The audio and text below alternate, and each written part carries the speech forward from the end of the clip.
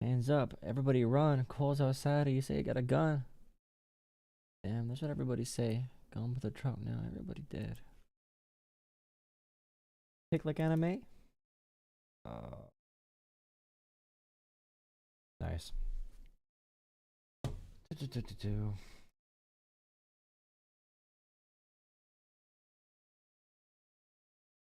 Make the pizza man wait. Manage, uninstall.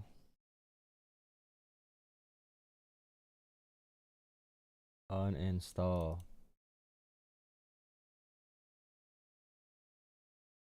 I almost made it on time. Can't be on time. It's time to grind. Like all the time. We wine and dine. Oh no. Maybe I will not open up a regular stream today. Maybe I just won't open it. Maybe I just won't open it if I can't use my computer.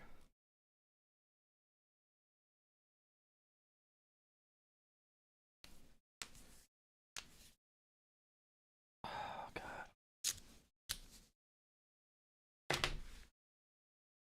I might.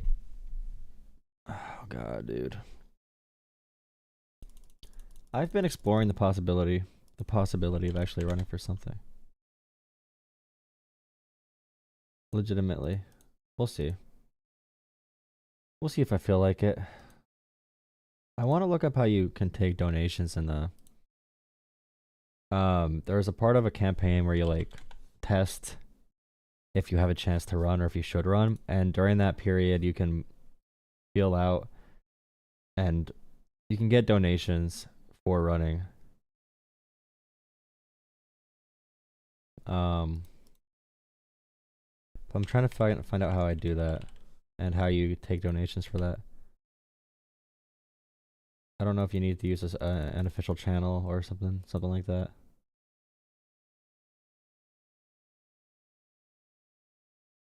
The blame game. Well, actually, it was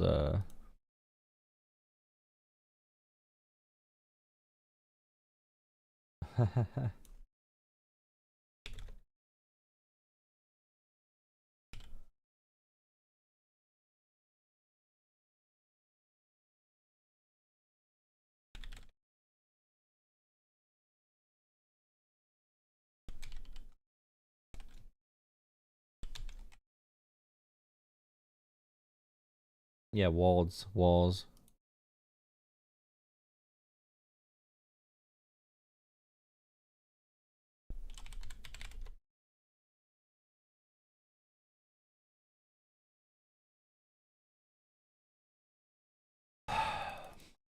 One second. Call in. Another exhausting night of callers with no point. Did someone call me already? It's a fake caller. It's definitely not a real person trying to call already. I'm in pain.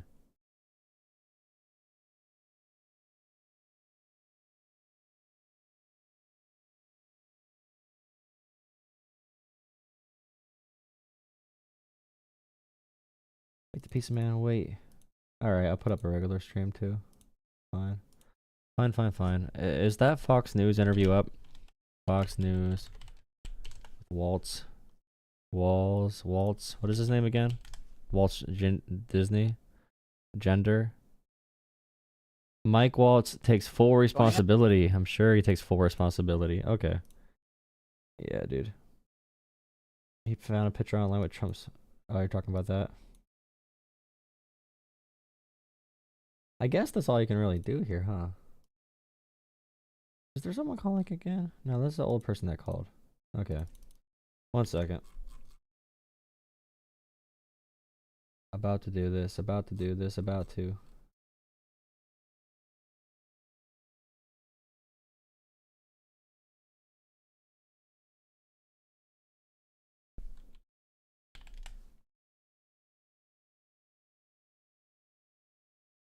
You wanna say here,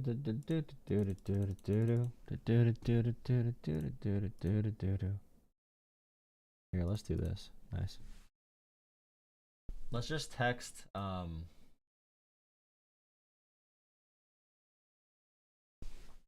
Yeah, I think it's good to text your national security secrets. It's usually good practice. If you don't do that, it's actually pretty messed up that you don't, to be honest.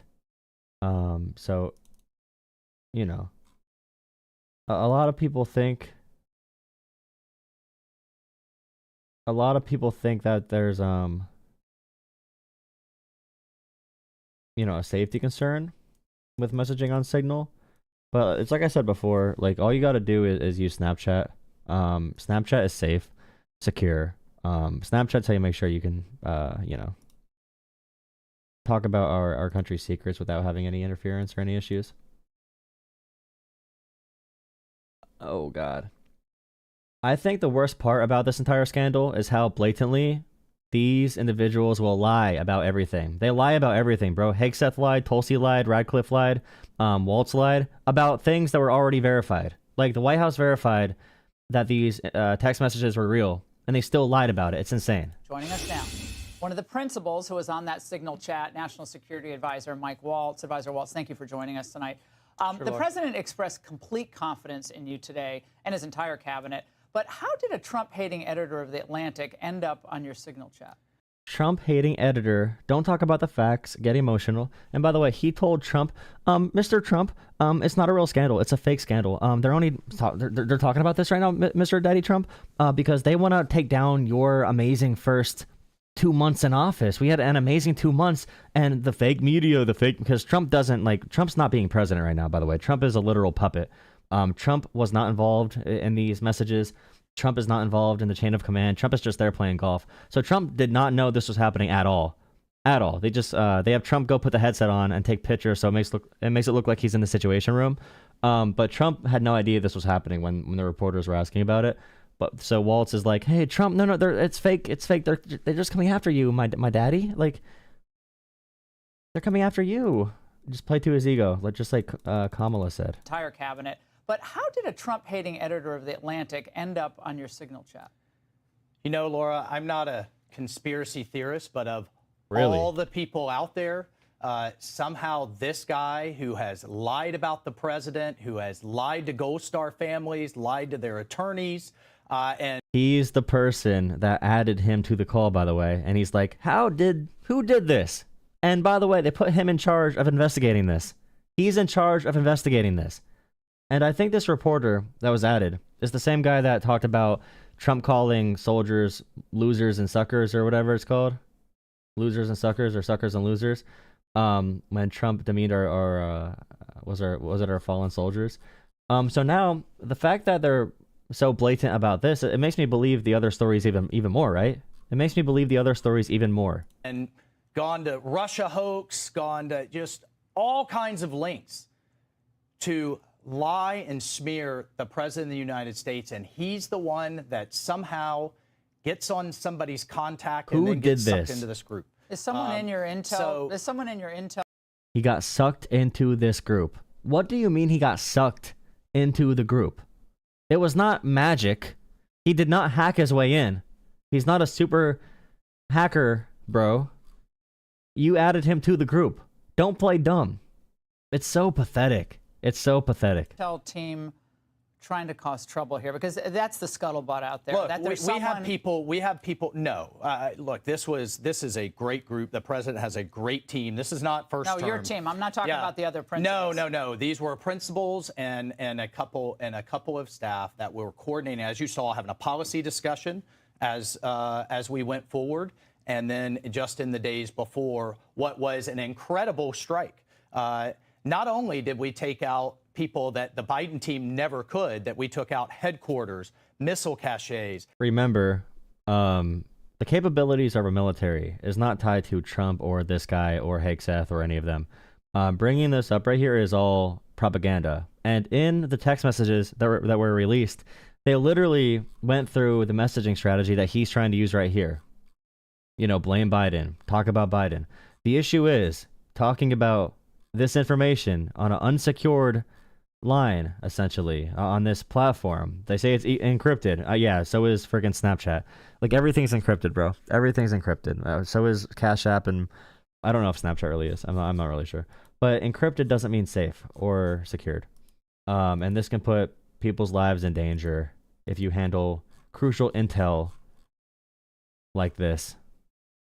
And if they're talking on Signal, by the way, a private platform, with this situation, they're definitely talking on Signal for many different situations. So when it comes to actually discussing this topic, we have to also recognize that they are avoiding the freedom of information. They're avoiding being tracked by our government, so they can lie, they can do backroom deals, and they can make it disappear on Signal.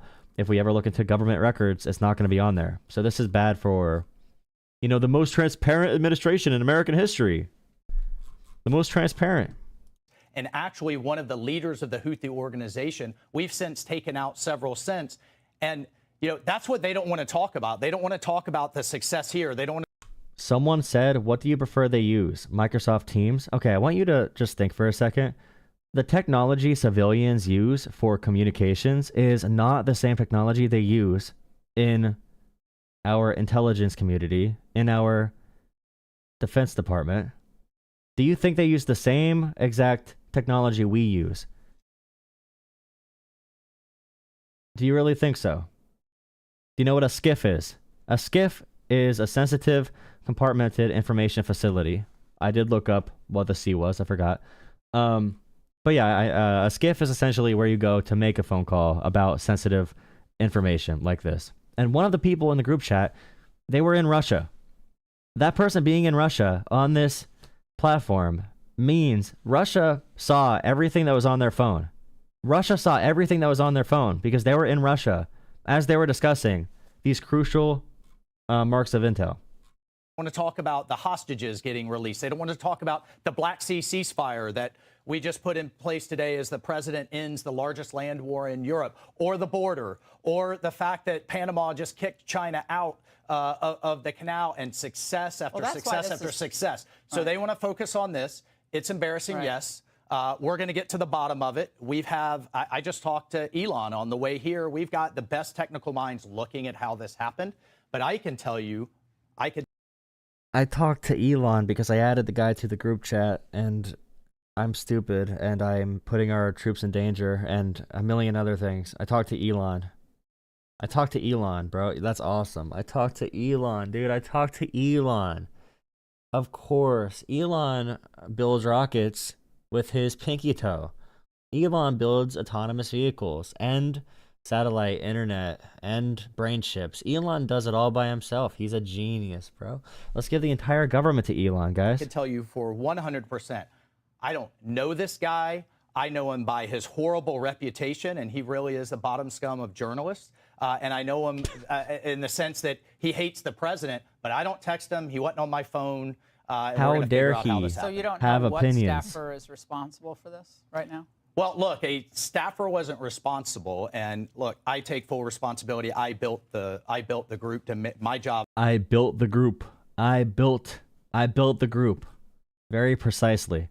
You know, when you're in these positions, you know that thing you know about people in intel or high up in the military. They're very sharp.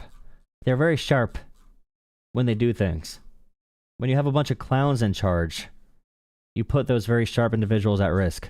Is to make sure everything's coordinated. But how did the execute? number? I mean, I don't mean to be pedantic here, but how did the number? Have you ever had somebody's contact that shows their name, and then you have somebody else's number there? I never make those mistakes. Right? You got somebody else. Are you a 12-year-old boy making your first Xbox Live party, bro? Are you talking like you weren't planning on bombing a? Like, it sounds like he's talking to his girlfriend about being on a Snapchat group in 8th grade with another girl that she doesn't like.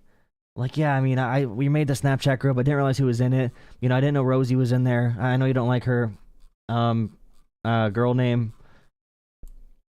What is this excuse? What's going on in this country, bro?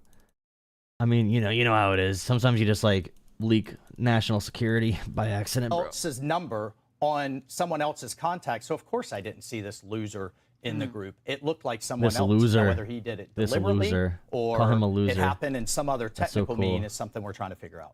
So you're he a hacked staffer. in other technical means. Okay, he hacked it. He hacked in. That's so cool. That is so awesome. This entire thing is so cool. Did not put his contact not. information. No, but no, how did no, it no. end Of up course in not. your Well, that's phone? what we're trying to. That's what we're trying to figure out. Okay, but that's a big, big problem. is what- If there are that's what numbers. Bro, that's what I'm trying to figure out. I don't know how it got on my phone. This is insane. If you're an adult person and you see this guy speaking and you don't understand he's full of shit, I don't know what to do with you. We've got the best technical minds, right? That's And that's disturbing. where I mean, We've got the best technical minds, like when your grandma asks you to turn TV on and off. Come turn the TV on. Wow, you're such a great technical mind. I don't know how to use the Facebooks. How do you use the Facebooks, honey? Oh, you made a group chat with me on the Facebooks. Thank you, honey, on the Facebooks. Wow, I was on the MySpaces, now I'm on the Facebooks. We have to call some technical experts to learn how to log out of my account. I'm sure everybody out there has had a contact where it was said one person and then a different phone number. But you've never talked to him before, so how's the number on your Bro, you're not everybody. First off, you should not be talking on that platform at all because it can be spied on with zero effort. And it was spied on. Someone was in Russia when they did this. Second off, if you're going to be using an illegal means to talk to people about such crucial information, at least make sure you add the right people to the damn group chat, bro. I don't make that mistake when I'm like playing Xbox at 4 a.m. Like, hey, sorry, I added the high school principal. I added one of our it's so stupid, dude. phone? I mean, I'm not an expert in any of this, but it's just curious. How's the number on your phone? Well, if you have somebody else's contact and then somehow it gets someone sucked sent in, you that it gets contact. sucked in. Was there someone else supposed to be on the chat? That's the same argument men use when they're caught cheating. It's like, I don't talk to her. We just had similar, we had mutual friends on Facebook, and you just get sucked in. I just got sucked in. I never spoke with, That wasn't on the chat that you thought was So on the the chat? person that I thought was on there was never on there. It was this. Thank you for the 5 gifted memberships, Amber. Hello, Amber. Hi. Thank you. Thank you. Really appreciate it. Thank you. Thank you. Was that what person? Well, I'm not. Look, Okay. Laura, I take responsibility. I built the group. Okay. So but look, that's the part that we have to figure out, and that's the part did that this? Embarrassing, yes, but Pete and I are veterans. We know these operations. If you're veterans,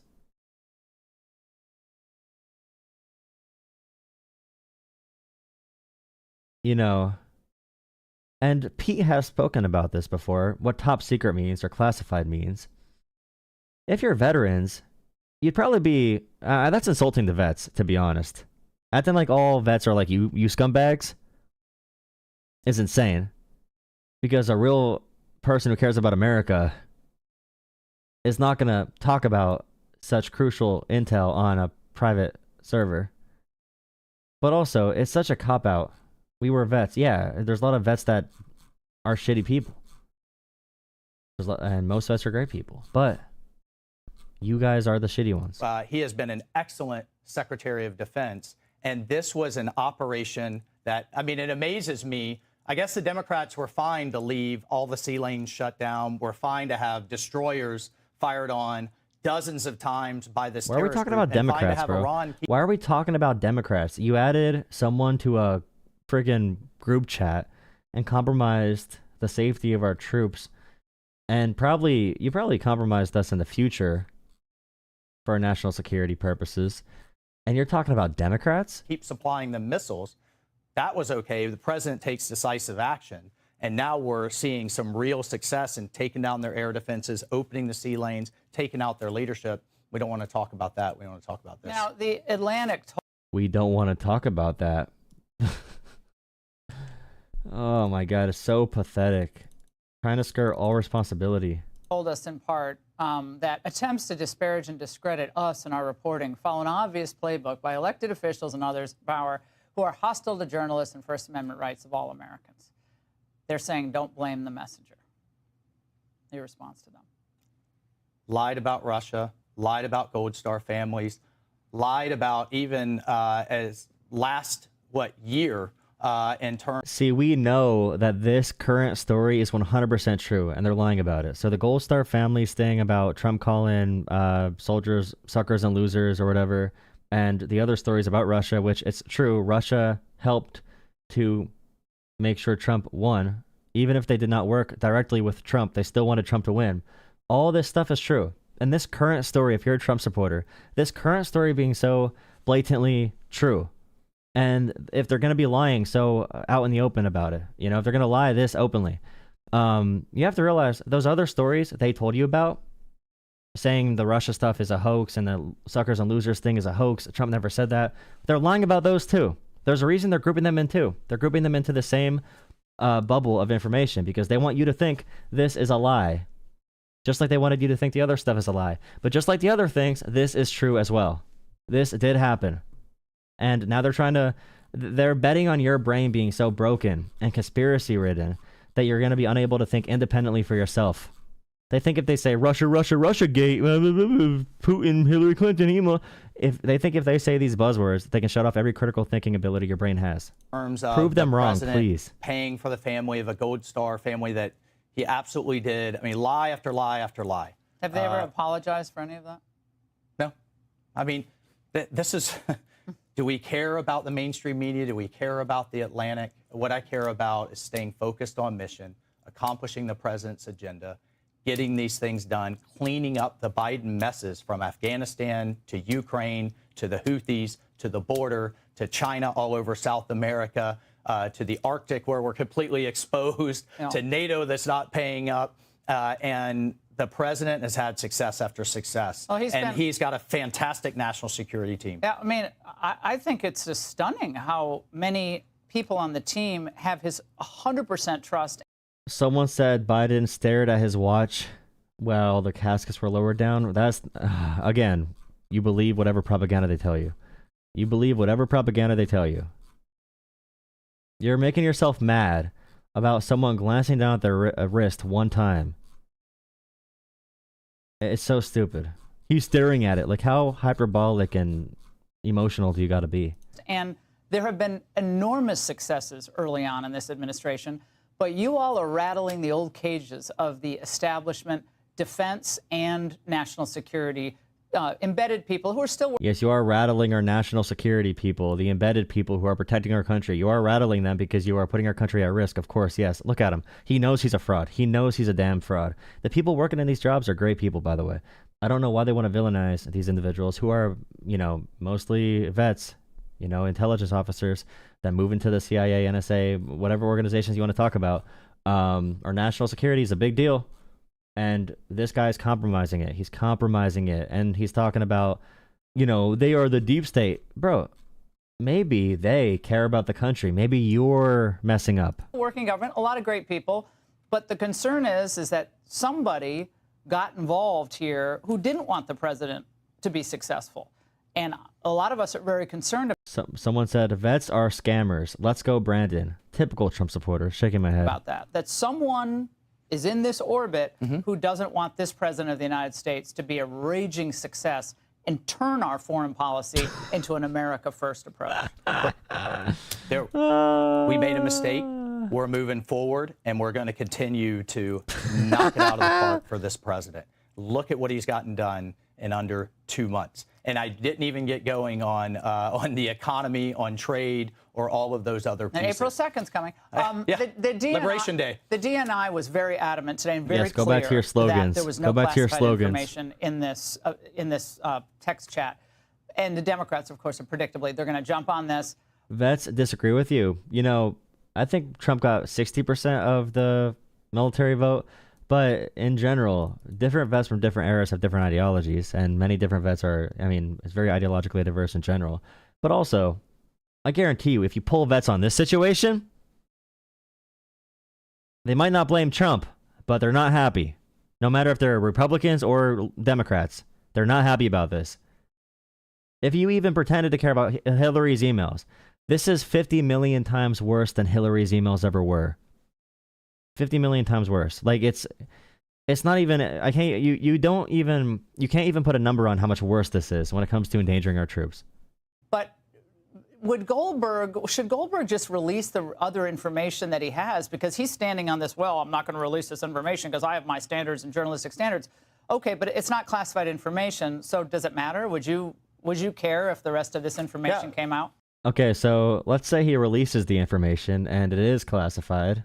Would a legal argument hold up in court that you released I mean, he doesn't want to endanger people. That's the thing. This journalist has taken more care into protecting our national security and protecting our troops than all of these assholes did. That's the whole thing about this.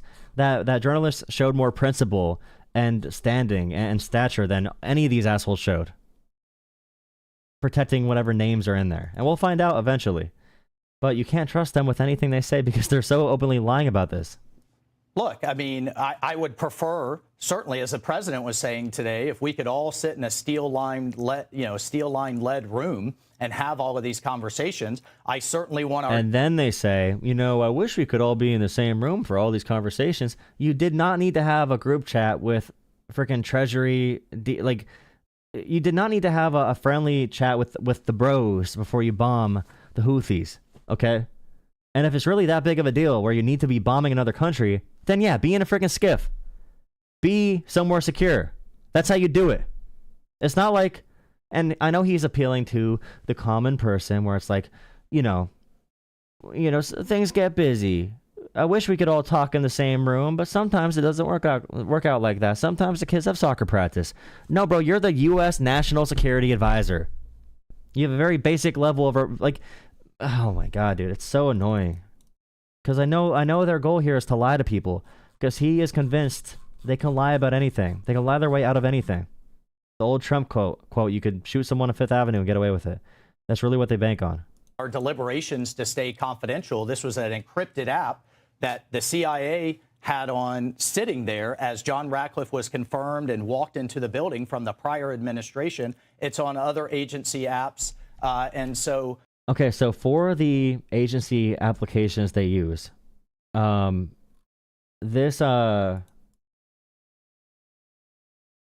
they use this Signal platform to discuss different topics, you are able to do that for day-to-day stuff. They use Google and, maybe Microsoft, I forget which one, maybe Outlook or Google, whatever. They use Teams or whatever for conference calls. They use it for emails and messaging throughout the organization.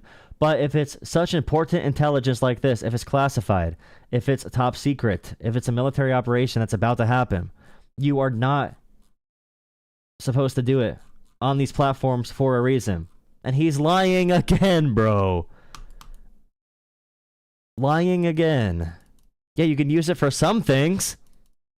An entry-level employee at the NSA knows this. Someone who worked at the NSA for 5 seconds knows this. Someone who's been in the military for any reasonable amount of time knows this. First day on the job, you know this. It's very simple. No, of course I don't want it all out there because these were conversations back and forth that you should be able to have confidentially. But what you also saw was a healthy policy debate and how we were going to achieve this for the president. Healthy policy debate, aka, bro, I should freaking hate Europe, bro. I freaking hate Europe. Healthy policy debate. Send emojis.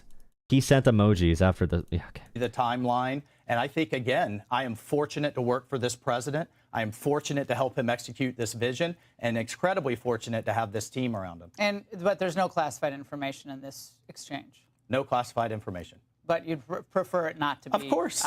Do you want everything? Yeah. No, well, right. Okay, I guess we'll see if it was classified information. I guess we'll see what was classified, what's not classified. But again, we're not going to know anything until, you might not know for a long time, because if they're going to be using Signal like this, then we don't know what else they're using it for. So the chats we don't see might be more interesting than the ones we did see. So maybe it's like, oh, there's no classified information here. You know, it'd be baller. Unclassify all the information. Look at it, be like, hey, this is not classified. And we'll say, hey, this was classified when you did it. And they'll say, nuh-uh. And then the Trumpers will celebrate because they won the debate. They'll say, you're wrong. How about Jasmine Crockett? What is Jasmine Crockett talking about? What is Jasmine Crockett talking about? What is she talking about? I heard she was talking about Hot Wheels today.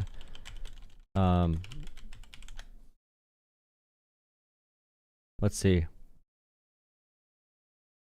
Where is it? Jesus. Okay, so Jasmine Crockett. Whoa. Jasmine Crockett made everyone really mad today by calling Governor Abbott something. Yeah, exactly. Okay, I'll take a phone call. I'll take a call in a minute. I'll take a call in 1 second if you want to call into the show. We don't have very many people tonight, but drop a like on the stream. I'll talk to one person at least. I am very tired today. I might just go for an hour and get off and go to bed. Get back at it tomorrow. Doing a lot of stuff today, man. Doing a lot of stuff. Yeah, so Jasmine Crockett made everyone really mad today. Because we in these hot-ass Texas streets, honey. Y'all know we got Governor Hot Wheels down there. Come on now. And the only thing hot about him is that he is a hot-ass mess, honey. So yes. Okay, so Governor Abbott is in a wheelchair. He's in a wheelchair. And she calls him Governor Hot Wheels. Now, it's really funny seeing the response to this. And by the way, I don't condone that. I do not condone that. But hearing Republicans, oh my God, bro, rolling up to the White House to cheer on the president destroying the agency. Rolling up to the White House to cheer on the president destroying the agency that makes sure kids in wheelchairs have equal access to education is wild. With a picture of Governor Abbott. And then, where else did she comment on this? Was it from her official account? I feel like it might have been. Let me see. Oh, I was not thinking about the governor's condition. I was thinking about the planes, trains, and automobiles he used to transfer migrants into communities led by black mayors, deliberately stoking hate or stoking tension and fear among the most vulnerable. Literally, the next line I said was that he was a hot-ass mess, referencing his terrible policies. I respect this because she says, essentially, at no point did I mention or allude to his condition. So I'm even more appalled that the very people who unequivocally support Trump, a man known for racially insensitive nicknames and mocking those with disabilities, are now outraged. I have never seen a Democrat do the same gaslighting that Trump does and that Republicans do, where she does do something. She definitely did say that, like calling him Hot Wheels because he's in a wheelchair. She definitely did do that. But not owning up to it, but just like denying it completely. Saying, I never said that. I never meant to talk about his condition. I was making a point about something else. I respect it. Republicans do this all the time. And yeah, Trump has said this. He has said the most outrageous shit about the most vulnerable groups, including mocking people with disabilities. Aggressively, very aggressively. And Republicans did not care at all. They cheered it on. And I saw someone... Hot Wheels sounds pretty cool, to be honest. I saw someone make a comment on Twitter where it's like, bro, why are so many neo-Nazis complaining about ableism? Why are so many neo-Nazis that want trans people to be genocided? Why are they complaining about ableism? And the simple answer is that they're cry bullies. They don't actually care about any of this. They really don't care. They're cry bullies. They don't care. They can make fun of you. They can demean you. But the moment you say something back at all, then it's like, oh, your opinion's illegal. That's what they do over and over and over again.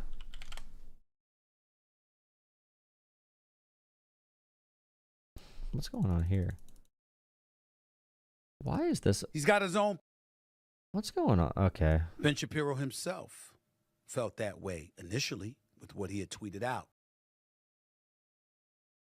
Hey, I appreciate you having. Affectionately, I'm not trying to be incendiary. You called me a jackass. How many dudes do you call a jackass and then you go on this show? Could you tell me that? Could you answer that one first? Hey, I appreciate you having me on, and the invitation, as you know, is open the other way around. Hi, Strange. Thank you so much for $2. Thank you. Just wanted to say hi to you as well. It's shockingly, the answer is probably a lot, actually, in terms of the number of people who I've called a jackass who I've then actually become friendly with, or who I've had on the show, or vice versa. So, you're in this business, you know it. I got you. I'm not overly offended. Trust me on that. All right. But thank you for coming on the show. So let's get right into it. As you know, I spoke out against your petition to get President Trump to pardon former Minneapolis police officer Derek Chauvin. For those that don't know, Chauvin was sentenced to 22 years in prison after being convicted of unintentional second-degree murder, third-degree murder, and second-degree manslaughter of George Floyd. I wondered if you would feel that way if the officer was black and the victim was Jewish. That was what I said. And your response was to call me a race baiter. Why is that, Ben Shapiro? That's hilarious because Ben Shapiro is race baiting by definition. And they want to try to rationalize this now and change people's perceptions of something they already believed when they saw it happen. So they see what happened with George Floyd, and everyone has the same opinion. This is not right. George Floyd was murdered. And now, years later, Ben Shapiro wants to revisit it and use the current anti-woke movement to try and get people to think, oh, yeah, well, actually, Derek Chauvin, he's not that bad. You know, since we're so far away from the actual reality, now Ben Shapiro wants to distort what really happened, take advantage of the time that has passed. And Ben Shapiro is race baiting. So him telling Stephen A. he's race baiting is kind of wild. Well, to me, the entire case against Derek Chauvin was rooted in a sort of public racial essentialism that I thought was unnecessary to analyze the case. If I'm going to look at this case and just look at the facts of the case, the race of the person on the ground and the race of the officer are irrelevant, and we should treat it exactly the same, whether both people were black, both people are white, one person was Jewish, one person was not Jewish. The identity of the person on the ground, I think, should not be the deciding factor in whether or not Derek Chauvin was convicted of second-degree murder. It should be the situation, the facts of the case, the autopsy report, and all of the rest. And so the thing that I actually objected to was the suggestion that my opinion would have changed rooted in the, say, racial or religious identity of the person who died as opposed to the racial or religious identity of the person who was the police officer. I just don't think that. Well, Stephen A. Smith said that if the person was Jewish that was killed, Ben Shapiro would not be saying it's okay what happened. Or what happened is okay. And that is completely true, because Ben Shapiro right now is taking all of the actual facts we know about the case, ignoring all the facts, and making up his own rationalization for what happened, ignoring the medical examinations, ignoring everything about the actual, like, this was litigated in a courtroom, okay? It was in a courtroom, and it got decided there where it should be. But Ben Shapiro is trying to bypass that process and instead use mob rule and get people mad about this, and he's trying to get racial tensions to be higher. That's the entire goal here. And it's kind of disgusting, to be honest. But yeah, if it was a Jewish person who was killed, 100% Ben Shapiro would not be doing this. That's how we ought to decide criminal justice cases in general. In fairness to you, I can understand that in general. Damn it, in most instances, I can agree with that. But those are cases that we hear about. I'm talking about the visual impact. So let's stay right there, Ben. I am a black man, and I see this black man on the ground, face down, handcuffs behind him. Face is imprinted into the pavement. The knee of the police officer is on the back of his neck. He's literally saying he can't breathe, to one point crying for his mama. And it happens for over 9 minutes. I understand from a technical perspective, from a specific analytical perspective, forensic evidence, et cetera, fentanyl in the system, et cetera. I got all of that.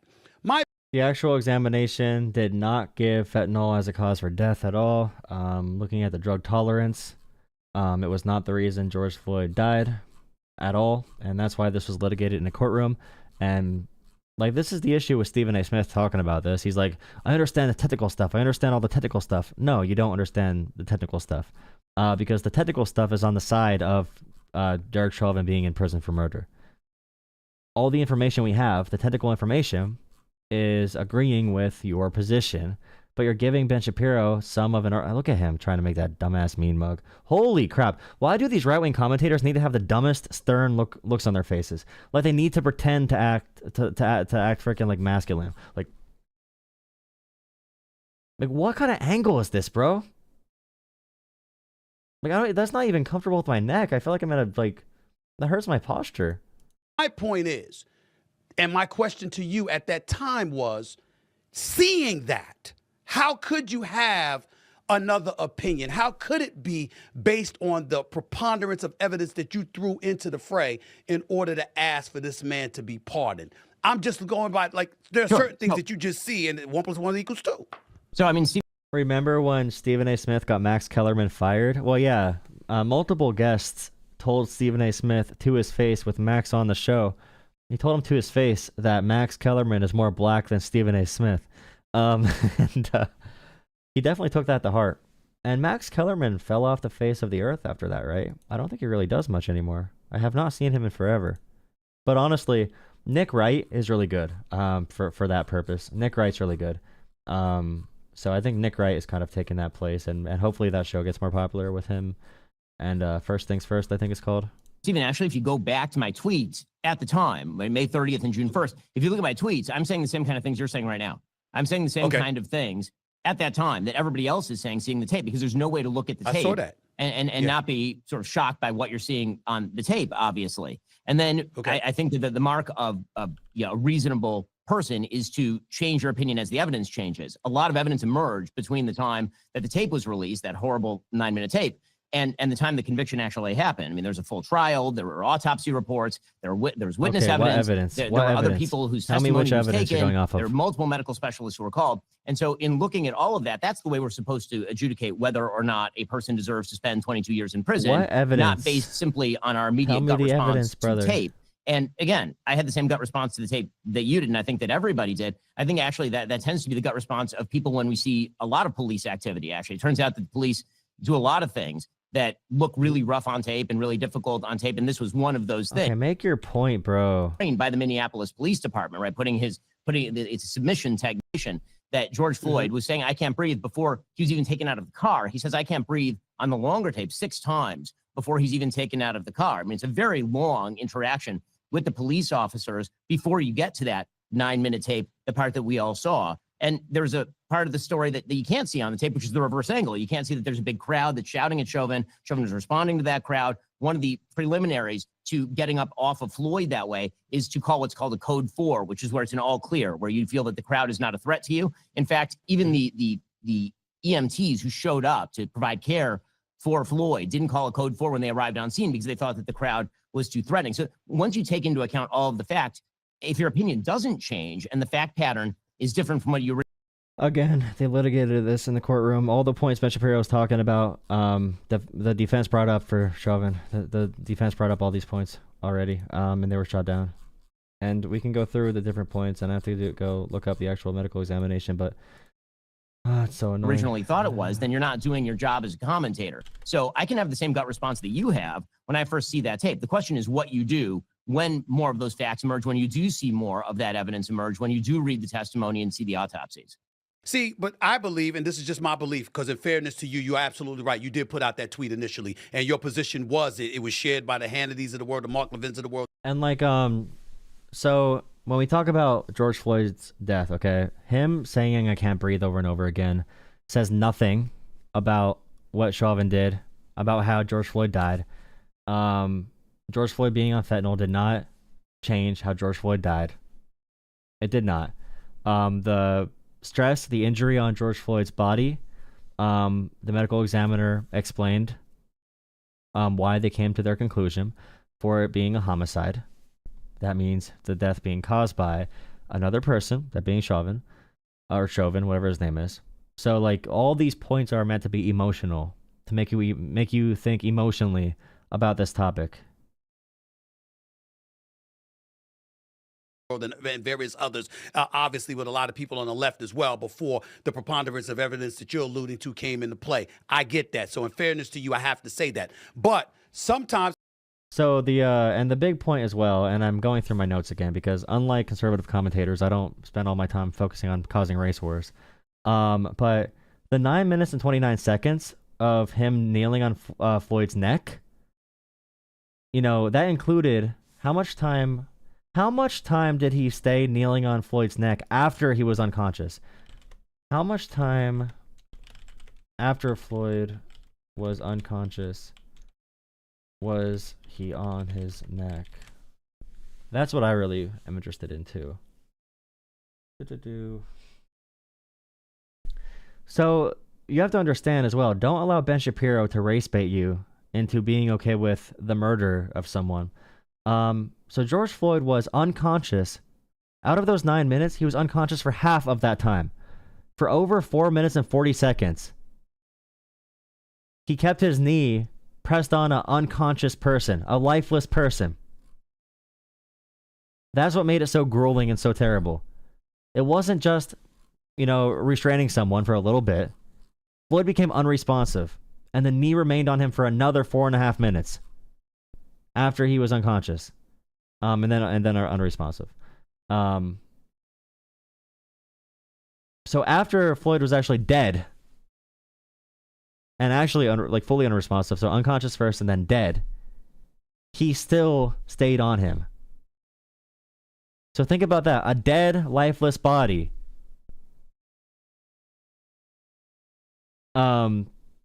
Chauvin stayed on Floyd's dead body with his knee pressed on him, essentially. I'm going to say this to you because you're a pretty brilliant dude. Nobody can deny it with what you've accomplished with the... Here you go, Stephen A. Smith giving him props for lying about this. Awesome. I love it. I love it when Stephen A. Smith is a disservice to the black community in a lot of these things. I'm not going to lie. Daily Wire, what you've been able to do in your career. I'm just reading something. You were a syndicated columnist at the age of 17, for crying out loud. This is who you are. This is who I'm talking to here. Is it possible that sometimes we could be... Bro, get on your knees already. Like, God... What are you doing? Be so brilliant that our Bro, get on your knees. Intellect gets in the way of common sense. For example, what I mean by that is this, Ben. It was a knee on his neck for 9.5 minutes. If that didn't happen, is he still alive? I'm not talking about today because anything could have happened to you. I'm just saying the fact that Derek Chauvin's knee was on his neck, that to me should speak for itself. Yeah, that's true, Epoch. Derek Chauvin... staying on his neck after he died, and we're talking about this situation, and just a second ago people were complaining about Jasmine Crockett being ableist, saying a mean joke, and now they're like, yeah, I mean, he deserved to die, bro. Totally cool, bro. Now you see the tone shift. It's awesome.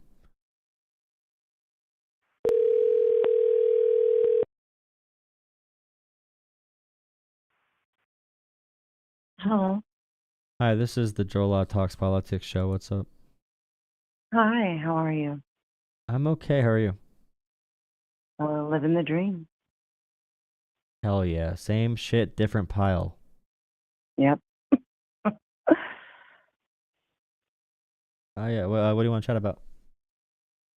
No, I'm just watching the stream and thought that I could maybe give you some insight. Insight onto what? Well, sorry, I clicked the thing. Some insight into the conversation that's to be had. I'm an Army veteran and I've worked. I'm multiple degrees in the medical field, and I think that some of what he's saying, maybe I could try to bring some clarity to.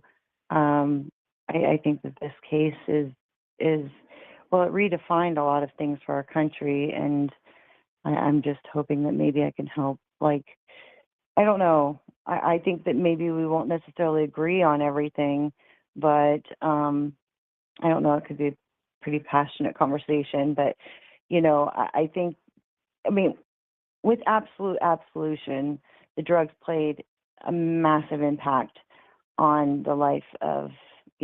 On his life.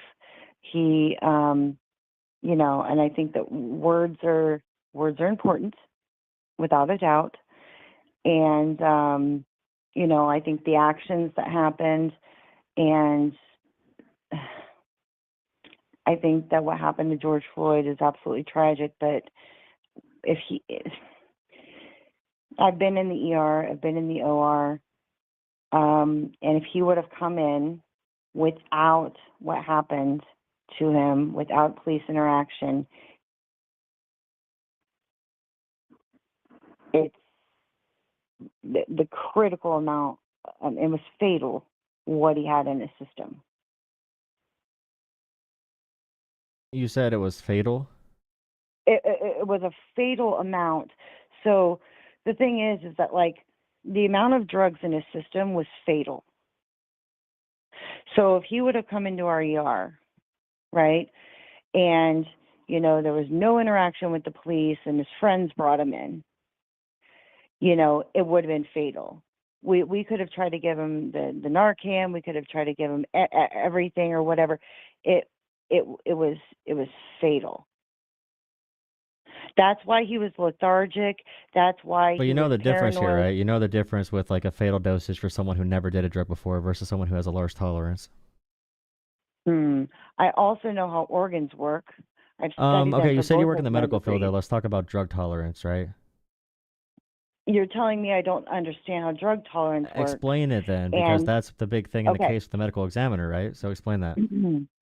Okay, so the more drugs you take over a long period of time, you build up a drug tolerance. The same thing is like there's a difference between being addicted to something and being dependent on something, all right? That when you're addicted to something, you want more and more and more and more and more as the tolerance builds. When you're dependent on something, you don't necessarily need more and more and more and more and more. You just can take what you need and not crave more. Like those two things are different also, okay?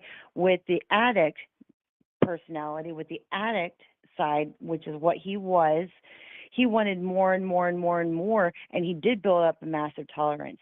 But what he had in his system, his body would never be able. So he basically took what was in his car to hide it.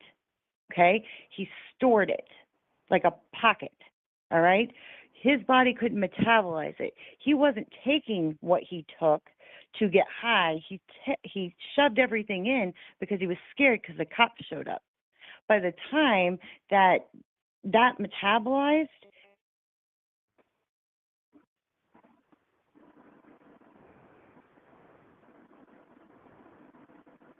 Hello? You cut out. oh, I said, I don't know what the last thing you heard was.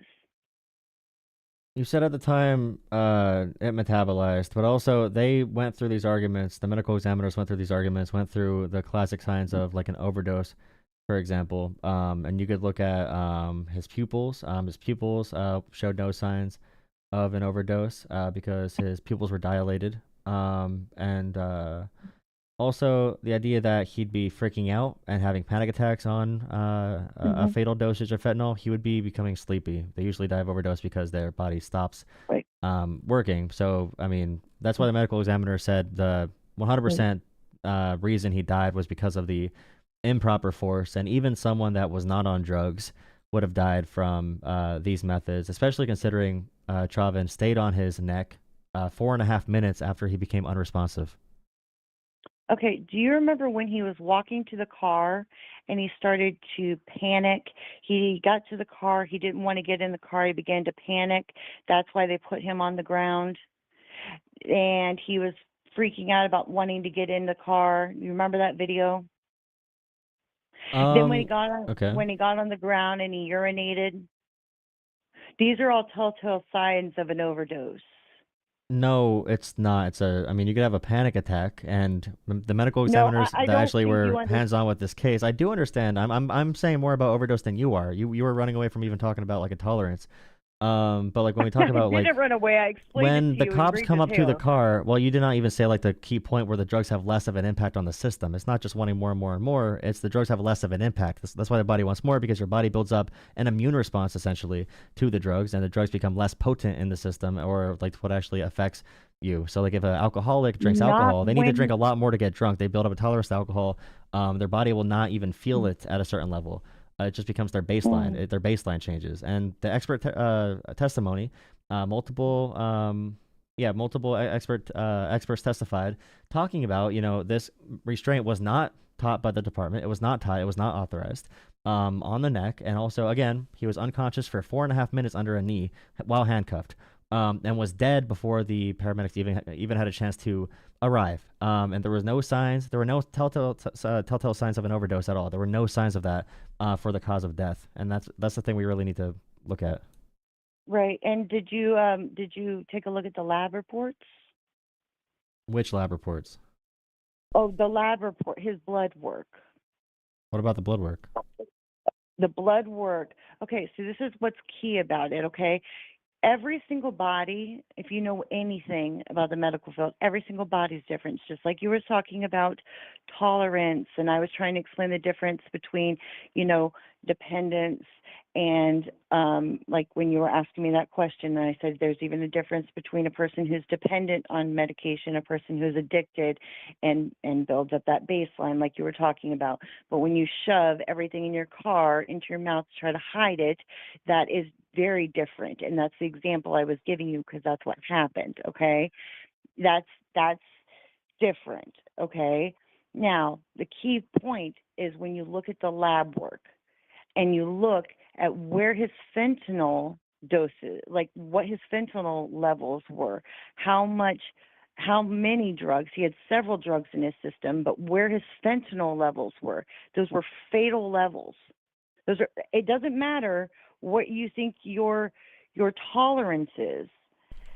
I'm sorry, but you're only... saying things that are incorrect. The tolerance does matter. A fatal dosage is more for someone with a high tolerance. It is more. That's objectively true medically. I'm starting to question your credentials. No, that's 100% how it works. Really? Yes. Both degrees. I'm glad you think so. Because I don't know who gave you those degrees. If you think tolerance doesn't impact your chances to overdose, yes. The fatal dosage does change when you're on something a lot. The same with alcoholism. Alcohol poisoning, you can get at different levels, especially for an alcoholic. It's harder to reach that point. Yes, that's how it works. I just want you to understand something about my credentials. When you do your lab work, right? When you do lab work, the amount of like drugs in your system, for example, goes based on your height, weight, BMI, everything like that. Your tolerance, okay, plays a factor, absolutely, okay? But when you get up to the point where it is literally a massive percentage of what your cardiac, your heart, your brain, like it is off the charts, your tolerance is irrelevant. And that's what his fentanyl doses was. It was off the charts. I'm going to look it up and tell you. Because I don't think you're understanding. And every medical examiner, even from the lab reports, said that the primary cause of death was restraint and compression, and also the tactics were wrong. Right? Both sides said that? Yeah, the medical examiners that looked at the case, yes. Because here's the thing. I'm going to look this up because I remember looking at these lab reports and I was like, man, if this gentleman came in, regardless, now I'm not saying that they should have stayed on him the way that they did. I'm not saying that. I'm not saying I agree with everything, but I also served in the military. So I also know that that is something that is done. They teach that, not necessarily on the neck like that, but it is something that is used. So I heard you say that it's not, but it is. It's something that's taught. I come from a family of police officers, soldiers, like combat vets. Dad's an Air Force Commendation Medal recipient. Like, we are military and police, okay? But what I will tell you is not everybody is perfect, okay? But I went into military.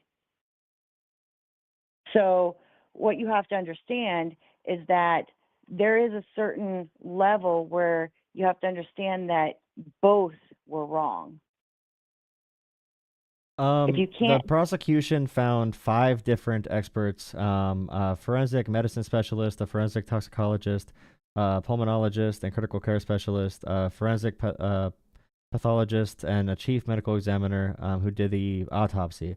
The defense brought in one person from, a former medical examiner of Maryland, and their only argument was there was a combination of factors like the heart disease, drug use, and potential carbon monoxide exposure.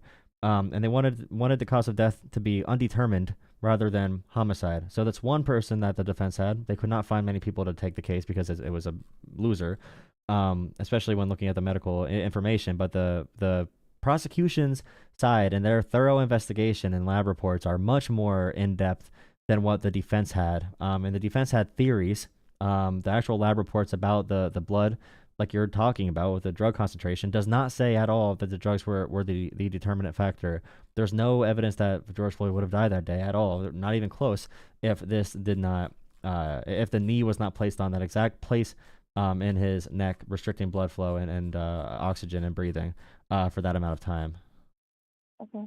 Well, I pulled it up. I pulled up the lab report, and it shows that he had hydroxycodone in his system. He had Delta 9, THC. He had methamphetamine, fentanyl, norfentanyl. Yeah, you can list all these drugs, but we need to look at the cannabinoids, actual toxicology amphetamine. reports. No, though. I Like am. the, I'm like the- looking at it. I'm looking at the medical examiner report.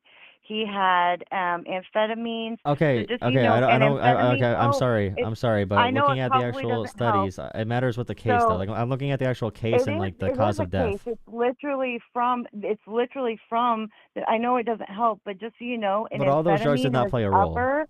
An Yes, I amphetamine know. is an upper, and then all of these other things are a downer. And just so Yes. you know, when that happens to the system, that puts a ton of pressure on the heart. And you're saying that I don't know what I'm talking about, but I do. And that I doesn't know even the stuff you're include. explaining to me. I also know, and I did not get degrees in for medical school or That's anything. fine, but I didn't even get to the fact that he had morphine in this system, and that was before he got to the hospital. They examined So, all of this in the same and the amounts. They worked with this case hand on and hands on, and came right. to a very different conclusion. Even the person that was arguing against them had to make up the carbon monoxide thing. Even the It's defense made could up. not. Even you're giving a stronger defense than the actual defense gave right now because you're making up things that are not I'm included in making the it up. actual medical reports. No, you're I'm saying glad these are playing a stronger role than they actually played in this situation. I'm glad you think so. And But the looking, protocols from Chauvin still would be justifying what happened. And when someone's unresponsive and you have them cuffed and they don't breathe for 4 minutes, your knee's still on them. And someone keeps on bringing up how he yelled, I can't breathe in the cop car. That's not what we're talking about at all. I'm talking about the 4.5 minutes, not the total 9 minutes, but the 4.5 minutes when Floyd is unresponsive completely and the Right. knee is still there. That's the big part. That's the part that probably got Chauvin the murder sentence, is the 4.5 minutes where he saw someone not breathing, not moving, and he's like, okay, I'm going to keep on doing this for whatever reason. That's the part that got him the murder sentence. If he would have stopped when Floyd became unresponsive and was like, holy shit, what am I doing? Then that might have been a completely different case. But part of a murder charge in this situation when you're handling someone is if you show any remorse during that situation. And he was on his neck and did not care, and his body was lifeless, and he did not show any remorse or care towards the body at all. So that can go into many of these different murder charges. And people in chat keep on bringing up him saying, I can't breathe in the vehicle. He probably was freaked out. Cops went up to his car and had guns trained on him. Of course, anyone's probably going to freak out in that situation. Anyone's going to freak out in this situation. okay. That's I not even have a evidence alone question. on the other end. Question. Leading up to the events that led him there, do you think that he was wrong in his behavior in the store that led the cops to show up at the car, that led him to shove those drugs in his mouth, that led him to behave in the manner that he did, that led him to end up on that ground? Do you think at any point it was his fault? Being a drug addict in that situation. So when I look at it, I grew up in a very white area, 99% white. And I don't blame drug addicts for being like drug addicts or Okay. being in shitty situations. So I would say Okay. like in that situation, yes, like you'd say that the person's at fault in terms of like their actions on that day. But when it comes to like being a drug addict and do I think having a $20 bill, a counterfeit bill, being enough to have guns trained at you in a car? I don't think that No. either. You probably, if they would have approached the situation differently from the cops' perspective as well, knowing this person might be an addict, knowing not knowing this person at all, maybe approaching them differently could have helped de-escalate the situation without them having a complete panic attack. So like obviously, I would say no, because a counterfeit bill, Okay. that's bad, and being Okay. on drugs is bad, and reacting like that when being detained is also bad. But also, that would not change my mind when it comes to like this case. Okay, well, I thank you for being honest and explaining that to me. It helps me understand my next little dialogue here. So, here's the thing: police officers never know who they're going to encounter, ever. Sometimes people who are on drugs or have drugs, they go up to the window and they have a bullet fired at their head, or they get shot, or they get shot in the head or whatnot. And I know this, okay? So even over a counterfeit $20 bill, sometimes less than that. Sometimes they just get pulled over for speeding. They'll pull someone over for speeding, and someone will have drugs in the car, and they're not supposed to be driving or whatever, or something goes on, and they're just like walking up like, oh, it's just a Monday morning or whatever, and then they're just like, hey, can I get your license and registration? And boom, shots right out the window. So while you respectfully think that this is no big deal and it was out of line because No, of no, how it I'm ended. not. I'm not one of those people. I understand those processes. I'm not one of those people on the left. I don't think that police are bad because they have to do these things. I think it's incredibly scary to go in random cars or to do traffic stops at night or to go into someone's window or to respond to a call. I understand that. I understand the protocols within this. I am not the audience that you're directing this towards. What I'm saying, all I'm saying is that like George Floyd in this situation, when looking at the body cam footage, I think he was responsive enough to begin with. And like it wasn't like the worst infringement on the cops saying like put your hands up. He did put his hands on the steering wheel. Like he did comply, but then he started having some type of a panic attack when he was He was high. Honey, he was high. Are you saying you can't have you could have a panic attack as well, and while you're being detained? And by the way, any person, even if you're not high, are you saying that like that's not grounds for someone having anxiety? Listen, you have to understand, he wasn't on cloud 9. He was on cloud 18, okay? So you have to understand, for the safety of the officers, that they now are more on guard because they don't know what to expect. We're not talking about this, though. That's not. I don't care about this part. I understand that part. But they don't know what to expect. I agree. But the part we're talking about is the knee. This. The part we're talking about is the knee and the unconscious but how person. do we get to the knee? The thing is, it doesn't. how do we get okay, to that point, it doesn't really matter. The part that matters is the part that matters is the unconscious body for 4.5 minutes that you have the knee on and the person you're killing. Listen, and that's what I'm trying to get you to understand. The question that I asked you 10 minutes ago, is there anything in your mind that says, okay, maybe both of them were wrong? Okay, so if we say, like, for example, we're in an argument. Okay, we are arguing back and forth. We're in a bar, and we get into a bar fight. And I push you, and let's pretend you're not you. Let's pretend you're like a guy or whatever. I push you, you push me. We start like fighting or whatever. One guy grabs a bottle, and in this fight, we both did something wrong leading up to it. But someone grabs the bottle, smashes it off the wall. Now they have a broken bottle with a broken glass, and they stab me and kill me.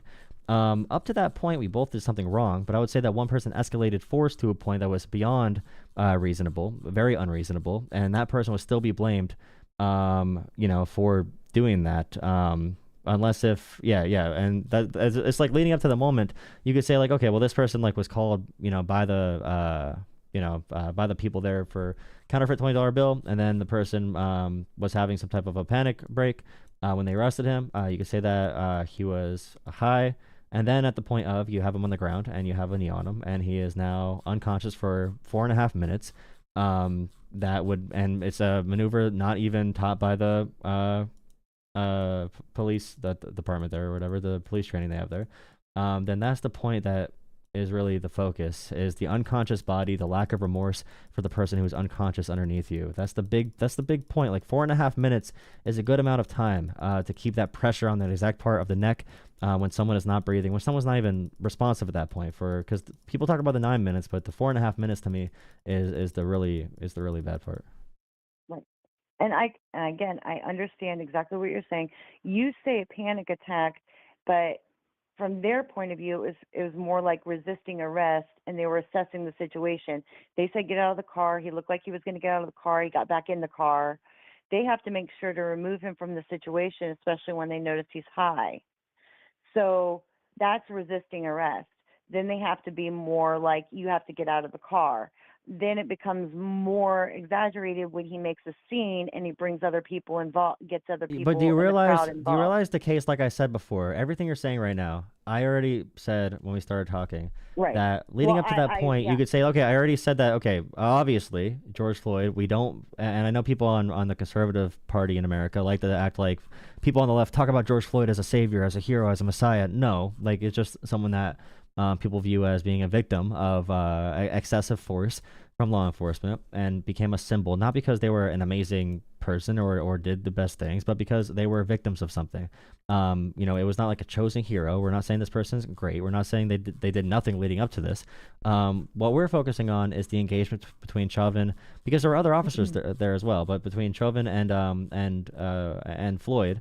And you could say like, okay, they don't know what's happening up to the point of the knee. And then when he gets to the knee part, now this is where the public got really upset, is seeing the knee on him and him saying, I can't breathe and struggling. Okay, that's where the public kicked in. But the excessive force and law in the courtroom, the excessive force came in the second half when Floyd is completely unconscious, and the knee is still on him. So that extra time, the point where Floyd was unresponsive, you no longer need that force at all. If Chauvin, like I said, if Chauvin would have stopped there and would have said, okay, this guy's unresponsive, get medical here, we'll make sure he's alive and sedate him and get him to wherever he needs to go, that would be completely different. But that extra 5 minutes, that's a long time. 5 minutes, especially in a situation like that, that is the big part that sent this over the edge, where the murder charge came into play.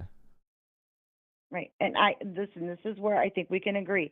I think that if it were me, if I were him, once I realized that he wasn't moving, I would have immediately assessed the situation and checked for a pulse. That would have been me. Okay. But I also wasn't there surrounded by people that were screaming. So they were. Yeah. Well, why would the screaming influence you? Why would the screaming influence that process there? Okay, so it's kind of like if you are okay, I can only bear with me because I can only give it to you in a military context. Okay, just imagine that you are in combat, right? And you have somebody in front of you that you are trying to arrest or take into custody. You're trying to take them back, right? And you've got them in handcuffs or whatever. So you're trying to focus on the person right in front of you, but you are surrounded by the enemy, and they are screaming at you. But you are trying to focus on the person in front of you that you're trying to take into custody, but you are surrounded by the enemy and you've got your weapon in front of you, and you are just trying so hard to focus on that, but you have to be mindful of everything around you to make sure that, that you don't have something coming your way. You don't have bullets coming your way. You don't have, you always hear mortars or whatever, but you don't have anything else coming your way. That is exactly how they felt there, because suddenly you get screaming over here and screaming over there. You're waiting for backup. You're waiting for EMS. You're waiting for all that, but it's not there yet. So he was probably, okay, I've got him secure, so I'm in this position. I've got him secure, and that's why he's constantly looking around. You notice in the video he's looking back, and he's got his hand on this kind of his knee and his hand on his back, and he's looking around, and I know exactly what it's doing. He's assessing around him because he's got enemy combatants. I'm not saying the people are, but that's my military. Yeah, and my big thing is as well, like in that situation, when your job is to, your responsibility as an officer in that situation, I would probably say the people yelling, stop, probably shouldn't dissuade you from being able to do your job in that situation. No, and you probably, it's not just people yelling stop in that situation. You got to understand, you don't know if those people have a weapon. You don't know any of that. You are assessing it because those people are mad. Anything can become a weapon there. You don't understand. It didn't, but in the moment you don't know if it will, because you don't know. Yeah, but that's true of every situation everywhere. I mean, that's true. But the thing is, it still does not excuse. Like, do you? And I think you said you would have assessed the situation there. But I'm not saying it does. Did you see the trial? Like, Chauvin also, he showed zero remorse at all. Like, if you watch the trial, he did not feel bad about what happened. I think he said my condolences like once or twice, but he did not feel bad. He did not say he did anything wrong. He did not admit like, okay, well, I regret parts of this or whatever. That would have helped him as well. But he seemed cold when he was talking about it. He did not seem like he cared at all, other than that he was under attack.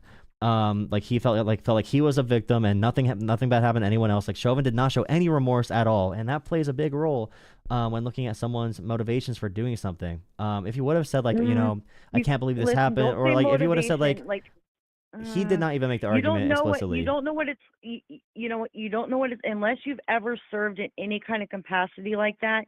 just be, listen, I'm not speaking for him, but like anytime a life is taken, anytime, just try not to speak for the person. Like, he may not even know what to do. And that particular case, in that particular situation, you're going to be known for the rest of your life, including your whole family. Like, oh, well, you killed George Floyd. Like, it literally may have been an accident. How do you even speak to the world about that? And How do Chauvin you- himself how do did you not really say there give- was any influence from the crowd. Like, Chauvin himself did not say that. That was part of the defense's argument. In the actual testimony, that was not part of what Chauvin brought up. Like, you're speaking for a man, okay? You're speaking for a man without truly knowing. Look at his face. Watch the video now. Next time you watch the video, look at his face. Read his face. Like, it's easy to surmise sometimes both sides and judge both sides based on like affiliations. I really try not to do that. Like, when I look at George Floyd and I hear about his life and everything like that, I don't judge him based on my personal views. I sit here and try to look at a man who went through a lot, and it just ended in a really awful way. Okay. So, okay. So the three big points here, because I know we can go on for a long time about this, but the situation itself, and you can say like you don't know what people are thinking, you don't know their emotions in that time, you don't know why they make the decisions they make. I agree we should give that like I don't know, patience for people, but there's also a lot of really shitty people in these positions. It's not great people all throughout all law enforcement, all throughout all military. I would say that the vast majority of people in these positions are serving their community, serving their country, and should be respected for doing that. But that's not like a free pass. Mm-hmm. There are many terrible people who are in these positions as well. So that's not like I definitely appreciate you sharing that. I definitely want to take that into account when looking at, especially when there's like a traffic stop at night, and and someone isn't complying with like put your hands on a steering wheel or whatever. I think there should be more patience than sometimes the left gives that situation, or at least the left that's presented on the internet. But like the big points are, like I said before, just before we got off this call, the and for the new viewers that joined, so the neck, the use of force analysis with law enforcement professionals, they pretty much all agree that the use of force was excessive and not in line with what they were actually trained to use in those situations. And even if that was a temporary use of force, and that was a temporary way to get someone who's like strong and having a reaction to stop doing that, it should have been adjusted. And the 9 minutes of that use of force also was examined. The public reacted to the first 4.5 minutes. But the courtroom reacted especially to the second 4.5 minutes. So the first 4.5 is when George Floyd was yelling, "I can't breathe." The second half is when he was completely unresponsive and the force remained. And then the expert testimonies, pretty much every medical expert testified that the sustained pressure on his neck, and that was the impeding his breathing and blood flow. That was the main cause of his death. Even if there were drugs present in the system, you could talk about that for a bunch of different reactions to what happened. And you could say like, okay, well, I think it played some type of role, whatever it might be. It does not change the use of force being excessive. It does not change how long we know the knee was on the neck. And also, even the defense's testimony from their medical expert didn't even argue that that the use of force was justified. They just argued that the death itself was a combination of factors, and they did not even want to absolve the death completely, just make it make the cause undetermined. Pretty much, and the defense had much less to stand on with the medical experts than the prosecution did. But yeah, I'll give you the last thing for this. Yeah, I mean, like I said, I think we agreed on several points, and I think that that's good. I mean, I think that if you have two different views in a lot of things in life, and you can come together and agree on several points, I think that's fantastic. And I think for me, I think that I do agree with you on, the last the second half of the pressure contributed, because in my personal view, I think that he had anxiety. I believe that he was having a panic issue, and with the drugs and the pressure, it was causing him to need to breathe more, which if anybody's ever had a panic attack or anything like that, you start to maybe need to catch your breath. well, with him being down and having that pressure and his heart condition, I think that the combination of the drugs and the pressure, it was a lot. And I believe that that's what I believe it. I've seen a lot of patients go through things, and that's my personal belief. I don't know exactly what a lot of these people were thinking in court, but I just know what I've personally seen with overdoses and what I've personally seen. Like when I looked at the concoction that he had in his system between amphetamines and, basically depressants and amphetamines, which are stimulants, like that's literally like it basically tells your heart to like go really fast, and the other ones tell it to slow down. And then with a heart condition, you're confusing your whole system. And so I think, I don't know, I feel very bad for him and his family. And then I don't know. I thank you for this opportunity, and it was a pleasure speaking with you and just hanging out. And I don't know. I truly pray for his family, and hopefully we can come together and have more conversations like this civilly, and continue to learn from one another. That's my thoughts. I appreciate the call, and also for the chat. I saw someone say about a lack of pressure. The estimate from the examiners was that the pressure on the neck was 92 pounds for the duration of that 9 minutes. So that's a substantial amount of pressure on the neck. I have one last question. Just knowing the amount of pressure for that long, and you said you would have done something different in the second amount. Do you disagree that he was charged with anything at all, or do you think that he would be liable for like some prison time? You just don't think it should be murder?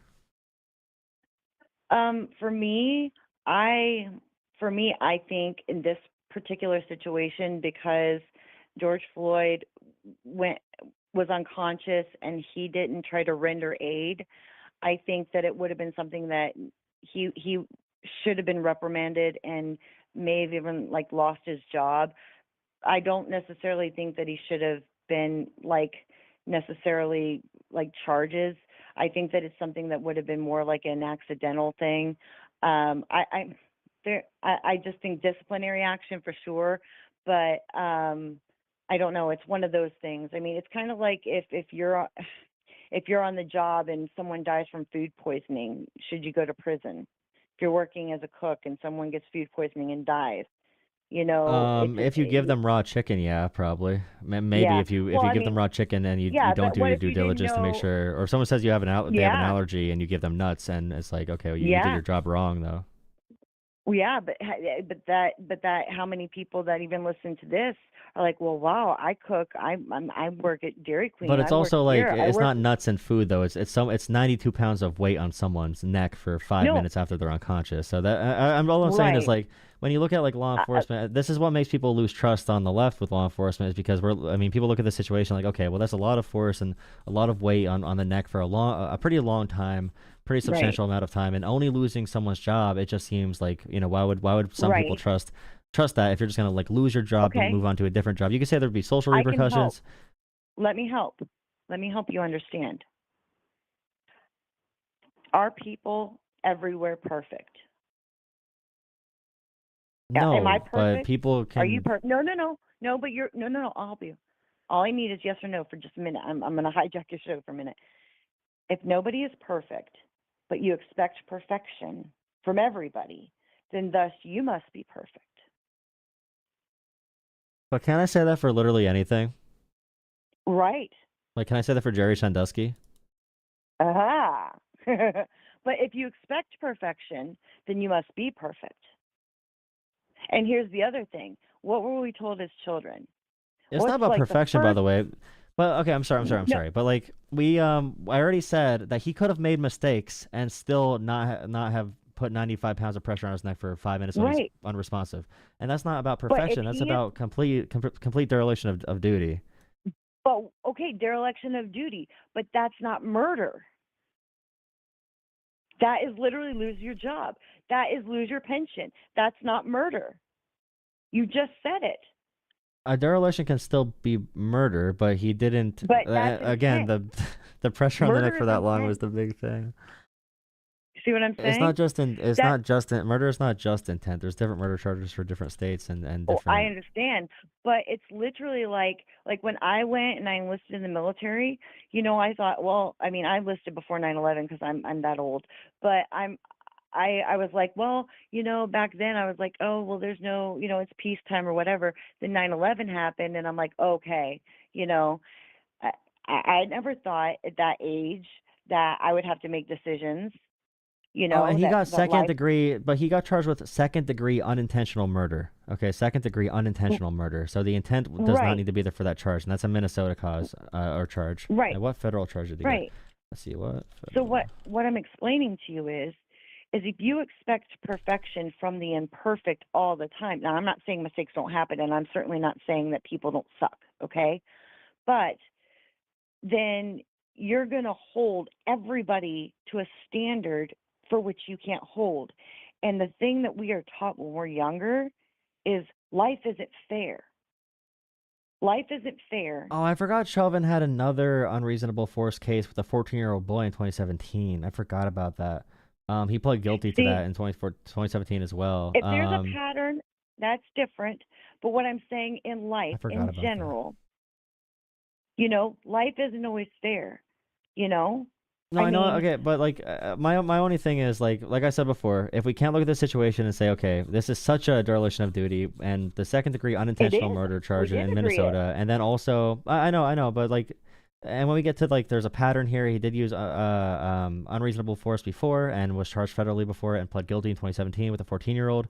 If he has some type of pattern as well, all that people would say is, you know, and with Ben Shapiro in the video I'm watching, is like we should pardon him. I think that's kind of, you go to a jury, you have your day in court, and like the evidence is overwhelmingly against you. At that point, it's just really weird to revisit that and say, okay, this person should be pardoned or should be free, Yeah. because at that point, then people would say like, okay, well then basically, then an officer can do anything to civilians when detaining them, and they'll be. Well, And there's already a I lot of don't- immunity for officers. There already is a lot of immunity. Well, and I'm actually going to after you say this. But I don't necessarily think that, I mean, with the pardon thing, I'm not, listen, if anything, I think if they're going to do anything, just do a retrial and put everything in. You know, like there were some things that were left out, like do that. I think that there's so much pardon stuff going on right now that it's just so messy. It's so messy with the pardons. So I think that if anyone's going to get pardoned, just you need to be sure. You need to be a flat 100% sure with pardons right now. And this is me. This is me coming, and I'm conservative. So I'm just like, if you're going to pardon somebody, you be sure. You be darn sure. Like, don't play around with pardons. I'm so sick of the word. I'm sick of it because now we got all this mess with it. You know, it used to be something that was respected, and now it was like, hey, look, it's a candy shop of pardons. Does everybody want one? Like, where's the count? I'm sorry, I'm very Gen X, but it's like, can we have some accountability? Can we? And that's why I'm saying, even for him, like, we need to make sure. We need to absolutely unequivocally make sure with everything. all right, Like, yeah, I appreciate the conversation. I'm gonna Yeah. probably go to. I might go to bed. I might take one more caller, but yeah, I appreciate the conversation. Hope to see you around the show every now and then. But yeah, I hope you have a great night. You too. Thank you. All right, thank you. Have a good one. Bye. Bye. I don't know. I didn't want to keep the conversation going, but I don't know what she means by evidence that needs to be put back in. I don't know. By the way, there was a Pennsylvania state Senate district, okay? It's a Senate district that's plus 23 Republican. Plus 23 Republican, okay? Plus 23 Republican. This state Senate district in Pennsylvania, plus 23 Republican, flipped Democrat.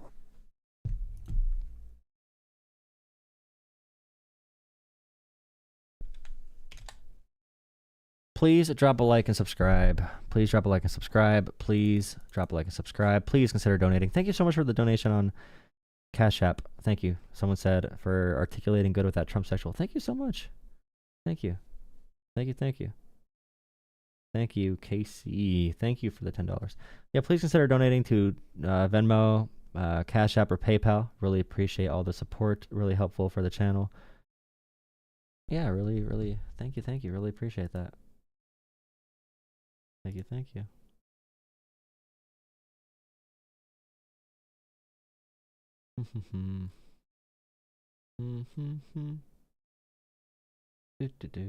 Do.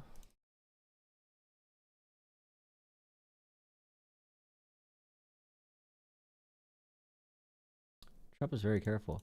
Let me see this race really quick. Plus 23R.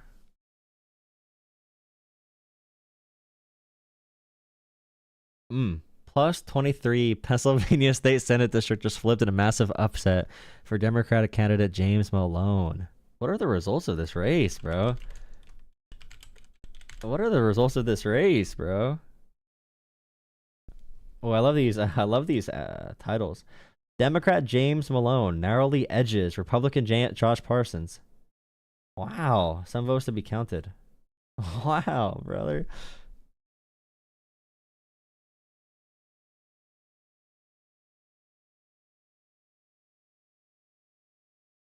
Thank you for another. Thank you, initials PB. Thank you so much for $10. Thank you so much. Thank you. Yeah, if you want to donate, please donate. Please consider donating. Thank you so much for $10 on Catch Up. PB, thank you. I might be running for something. I don't know if I actually can, but I might run for U.S. Congress for fun. I'll talk about that later. But if you have any money, please consider donating it so you can help me run for U.S. Congress, of course. Hey, how about this, though? U.S. Congress is pretty big. I don't know if I'll be able to. I don't have any money. I have to figure this out. I have to do it. I have to do it now if I'm going to do it.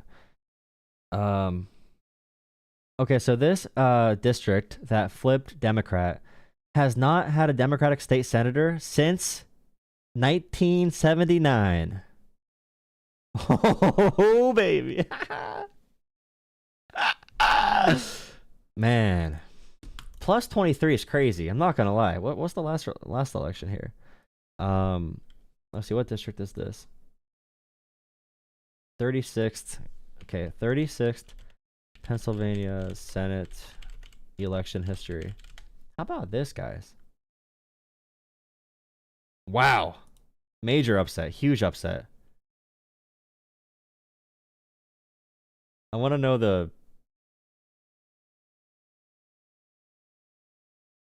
last election here. I can't find it, though. Oh, no, dude.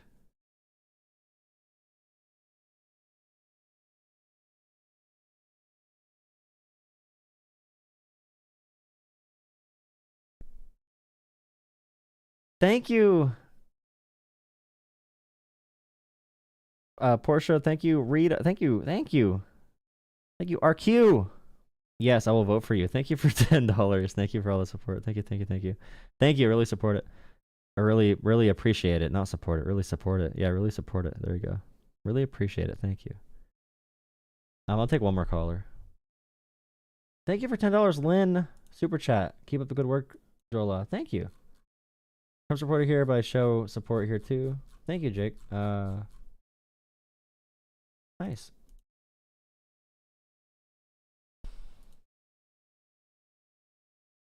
This person really wants to talk.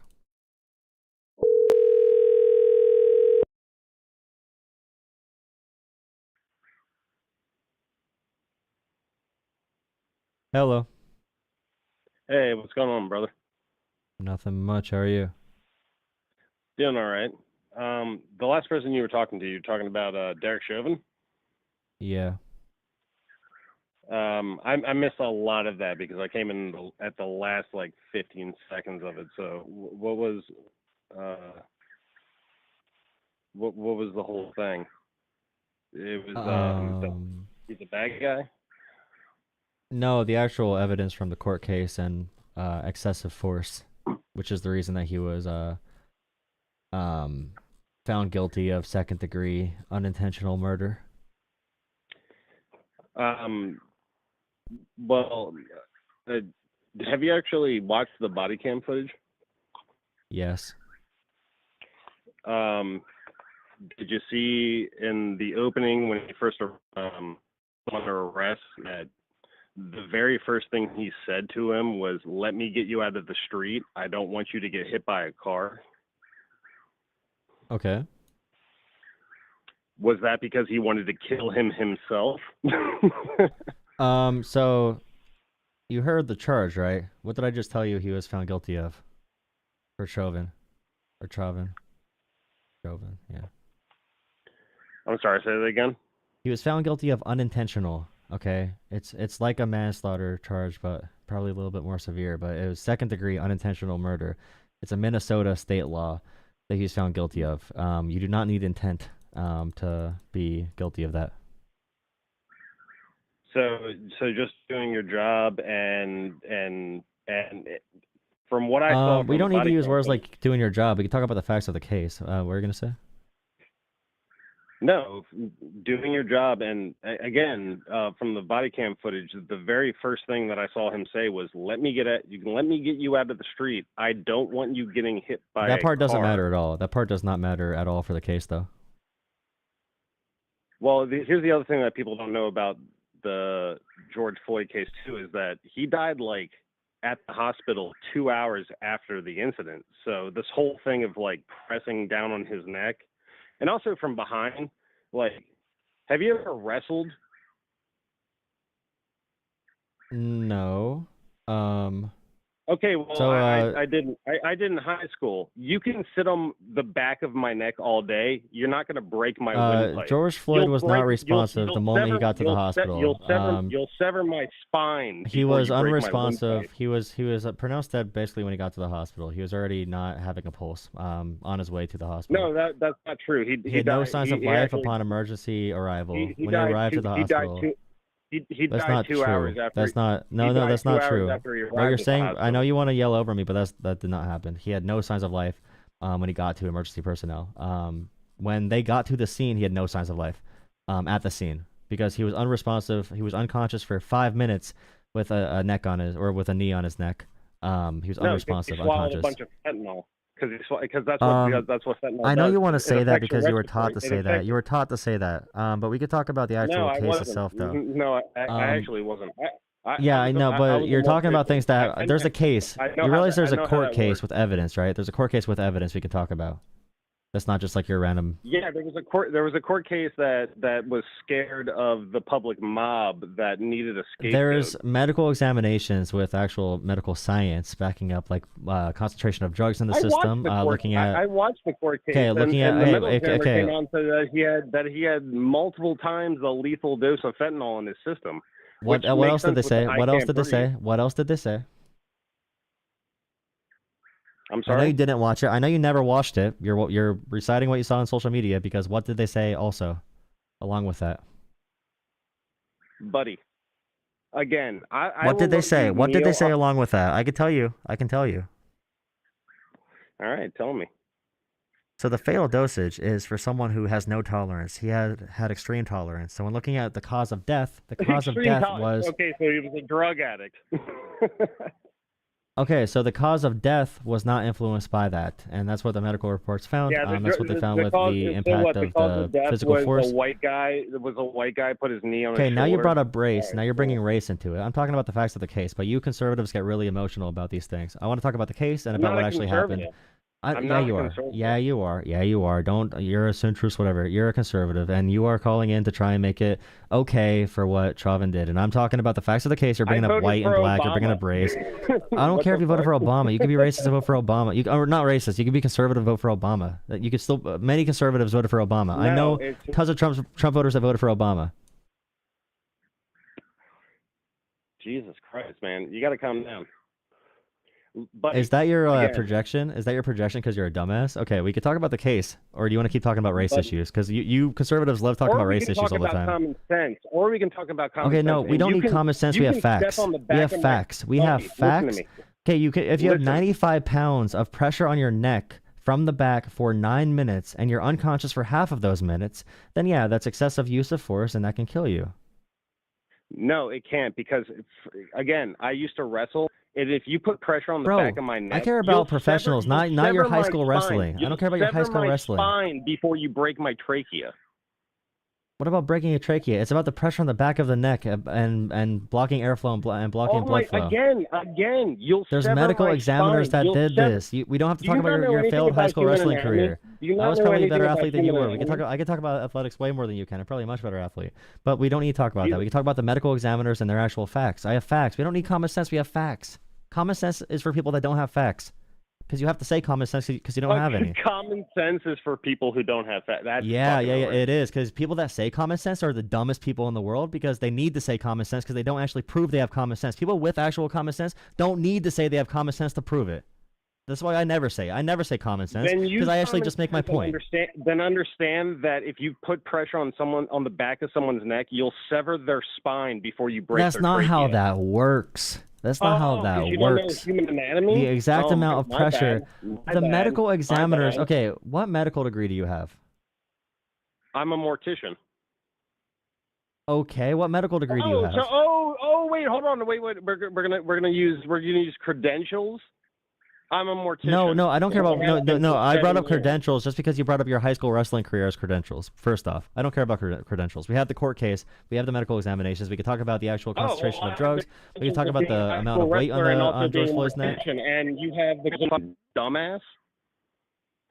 Yeah, you're a dumbass. Yeah. The way you're talking right now in this conversation is not very appealing. No, because you don't know. Because if you step on the back of someone's neck, you have to sever their spine before you break their trachea. That's just human anatomy. What are you saying? Why do you think the human neck is so weak? 95 pounds is enough to stop airflow. It's not going to sever your. It's not going to sever your neck. Oh, now you got to call me that because you are actually more projection. More projection. Jesus Christ, retard! If you want to break someone's trachea, more projection. Yeah. Oh, you have common sense. You have to sever their spine before you do it. Oh, really? Got to step on the spine. I know you. Okay, I know you're used to hitting it from the back, especially with men. But like, let's talk about the truth about what really happened here. So 95 being pounds. Gay was okay, and it using is. that as a sexual slur. I affirm you. I believe in you. You are free to do whatever you want to do. You can love whoever you want to love. I am gay. I suck cock. That's okay. What this I is like a normal conversation with a Trump voter and a conservative that goes into these random tangents. And by the way, all conservatives, you're not like this. This guy's just a little silly. He watches too much Facebook and YouTube Shorts and all that kind of stuff. That's why he found this channel, of course. You want to pretend that you can break someone's trachea about the facts. by stepping on the back of the neck. Why are we talking about a broken trachea? We're talking about blood and airflow. We're talking about airflow. We're talking about being able to breathe. We're talking about being unconscious for 5 minutes and still having your knee on someone's neck when they're unconscious. You were just admitting that you don't understand human anatomy. When did I admit I don't understand human anatomy? Because you think you can fucking break someone's trachea by stepping on the back of their neck without severing their spine. What are you talking about?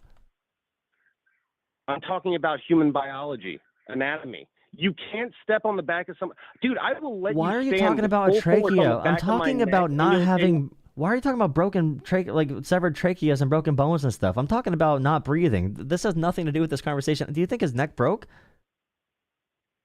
No. That's why are you bringing this up? I'm talking about the airflow. No, I'm talking about the airflow. Oxygen. You need oxygen to live, believe it or not.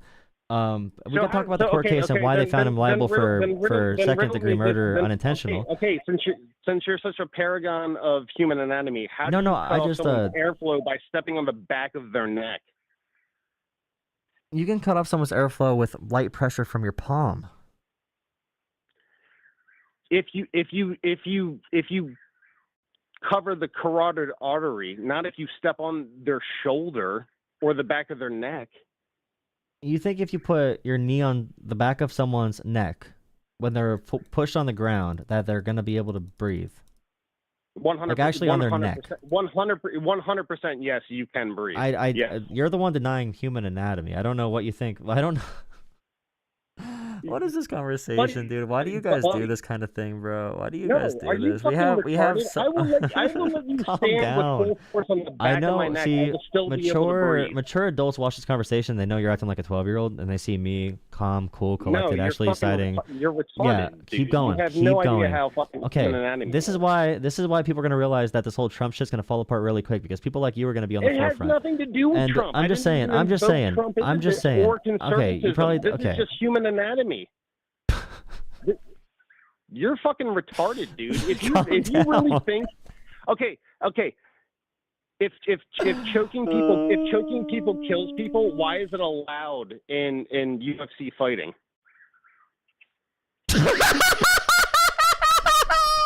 Yeah, exactly. Bro, you're not this. Are you a troll? You're not this stupid, bro. There's no way. No, in hell you're this fucking stupid. bro. Oh my god, bro. Buddy, you can stand on the back of my neck all fucking day, and I'll still be able to breathe.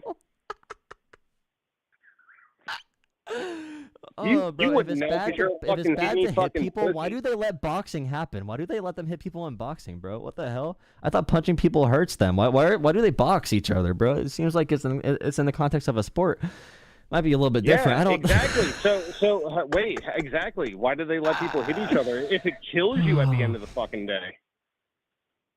I don't know. You know, it's an interesting question, dude. You're onto something. You're onto something, and it's definitely dick. But again, I want you to explain to me how putting pressure on the back of someone's. First of all, it wasn't even on the neck. But even if it was, It was on the neck. It back, was. Okay. I know you saw the. Did you see the Steven Crowder video where he? Did you see the Steven Crowder video where he reenacts it? I'm sorry. What? Did you see the Steven Crowder video where he reenacts it? No. Okay, because he did it wrong.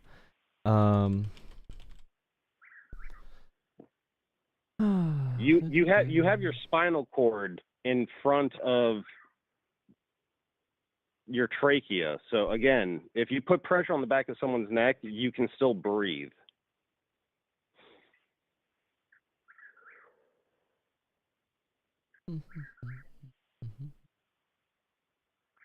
I don't know why you think that's like a fucking like crazy fucking thing. Like that's just human anatomy. Again, I'll let you stand on my neck.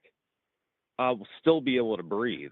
I'm not gonna kink shame you, but like we don't gotta do that. We have the examinations of the areas of the back and the neck. You just because you don't understand how. Yeah, how could putting your knee on someone's neck works. prevent them from breathing? I don't know, bro. That's crazy. I don't know. I don't know how to talk to you. I don't know. I don't know, bro. I don't know. Simple human anatomy. I don't know. Hey, you never taken an anatomy class? Guess not, man. I mean, I guess not, because you think that if someone touches the back of your neck, you can't breathe. It's not about touching the back of the neck. It's about having someone's full or half of their body weight on your neck as you're on the ground with your head to the side. You can put your full body weight on the back of someone's neck. You'll sever their spine before you break their trachea. No. Okay. Why are you saying No, broken no, trachea? 100%. It's not about You're broken fucking trachea. It's about that. restricted airflow. I could choke myself like this and stop being able to breathe. Yeah, it is. When someone dies with no oxygen, that's what it's about. That's what the entire case is about. Then riddle me this, Pakman. What arteries and what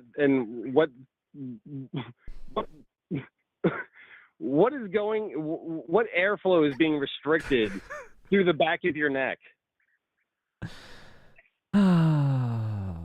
No, seriously. Tell me. What airflow is being restricted? I want from you the to back think of your about. neck? I want you to think about like how he was actually on the ground. You said you watched the tape. His head was like to the side. So like you know how you choke someone out like with their like the sides of the neck. No, I watched the body so cam. the knee his was knee, on. His knee was on his shoulder, which is protocol. The knee was okay. It was not protocol. Every excessive force expert in the it country was essentially agreed it was protocol. excessive force. And again, if you actually The actual watch experts the videotape, agree this is excessive the force. But by the way, very the first knee thing was he on the says- side of the neck. The knee was on the side of the neck. So you want to say like back shoulder, side of the neck right here, and you're pushed against the concrete. And for 4.5 minutes, he was on the ground struggling, and then he passed out. And then for 4.5 minutes, he was unconscious, and the pressure remained on his neck. And he could not. What about oxygen was all the not going times through. that he wasn't being restricted when he was in the cop car when he was saying I can't breathe? Wow, what about all the times that you weren't gay? I don't know. We can't really talk about that because we're talking about like the times you were why are gay. you using gay as a slur? I thought being I'm gay not. was We already okay. talked about this, and we went through this, and I want you to just stop being such a woke, just such a woke. And I want you to just talk about the facts at hand because it's okay. We can talk about the facts. You don't gotta be afraid. You don't gotta run from them. I mean, I am gay, and I find I take offense to that. You are amazing. So yeah, the airflow was restricted to the point of unconsciousness, and then you're being an asshole right now. I actually am gay, and I take offense that you as a slur. congrats, buddy. Okay, so anyways, about the facts of the case. So No, when we no, talk no, about no, no, no. I'm gonna gloss over this. Why are you being an asshole? I am gay, and you're being mean to me. congrats, buddy. Okay, so anyways, about the facts of the case. No, With you're George using Floyd. gay as a slur, you fucking asshole. Stop being an asshole. What the fuck? Okay, happy Pride Month. In a few months, I'm proud of you. So anyways, okay, so I affirm you. I care for you. I love you. I love you how you are. God made you like this. No, you and God don't, loves because you were just calling it a slur. You guys are so funny. Keep on doing this. You'll see how quickly Democrats win again. Like, I swear, bro. Oh my goodness, you're Oh, the new yeah, they won SAWs. You so really are quick the new that they SAWs. lost. You're the new SAWs. Holy crap! I don't even like the Democratic leadership. They got to kick them out, like Chuck Schumer. I hate Chuck Schumer. But anyways, Oh, 100%, I agree with you. I think the but still, Democrat Party. if you are the new Republicans, oh my goodness, you're the new SJWs. This is terrible. I'd rather hear about land acknowledgements for 5 hours than listen to your dumbass. Holy shit. You can't even talk about the facts of something. At least regular SJWs can have a conversation. Oh my god. You're just Riddle me this, being Batman. crazy right now, bro. That's what I also say when I don't have an argument. I just call people crazy and say I have No, common you do. sense. You start calling them gay slurs when you don't have an argument. No, I did not call you gay slurs, buddy. You did. You were like, "Oh, you're gay." Well, I apologize. I'm sorry. How do you feel about trans people? Who cares? Do you think trans people should be able to adopt? I think children should have a mother and a father because that's human nature. So you're okay. Well, I'm with the gays, so I'm with the. I stand with the gays. I don't think The gay gays are people my should armor. acquire The children. gays I are think my children armor. deserve a mother and a father because The gays are my armor. I'm allowed to call you gay. The creation of a child requires a mother and a father. What if the mother can't have kids? I'm sorry, what? What if like a mother cannot have kids, but the she's infertile and the guy's firing blanks, you know? Can they adopt? Does the kid still have a mother and a father? I think you could have two fathers and be great. And two mothers, I think that's great. So you think a child should grow up without their biological mother or without their biological father? I truly do believe that if you're in a world with so many kids who need homes, if you're gonna talk about like gay people should not be able to adopt, I think that's really stupid. Okay, well let me ask you this: if you're in a world with so many kids that need homes, why are we in a world where we're just creating kids for two gay couples? I'm talking about should gay couples be able to adopt? That's nothing about what you just said. Like, should they be allowed to adopt?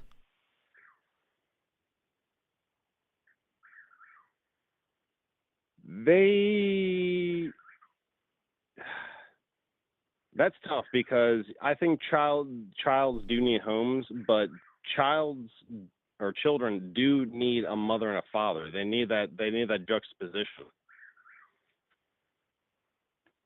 I mean, some of the most successful men in history are from single mothers and stuff, like LeBron James.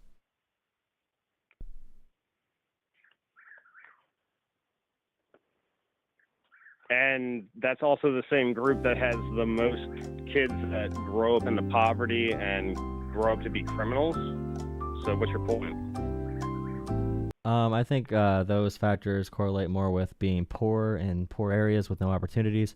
Which do have higher rates of like single parents if you're in a poor area, but that's not because they're single parents. All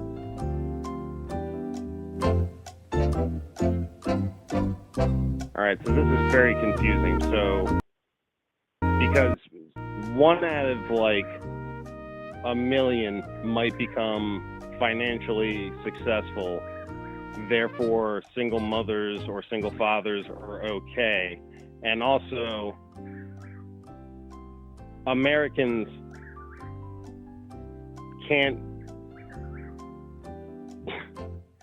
they can't have stable lives, but we need to pour in millions and millions of low IQ immigrants because why? Low IQ immigrants? What the hell? There's low IQ whites too in America. Should they not be able to like reproduce?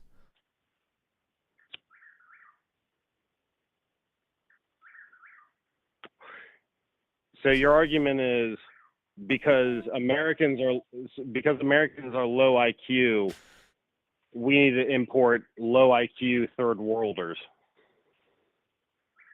No, I believe in the words of Jesus Christ. I believe we should be welcoming those who are running from persecution, just like Jesus was. Jesus was a refugee, and I believe in that Jesus Christ flipped the tables of the money changers in the temple. So yeah, we should also tax the rich. Yo, let's go! High five! Let's tax the rich too, buddy. Let's go! Let's go! We already taxed the rich. We already taxed the rich. What are you talking about? Go, baby! Did it! We already taxed the rich. What are you talking about? You realize like less than 50% of Americans actually pay taxes to like do anything within America, right?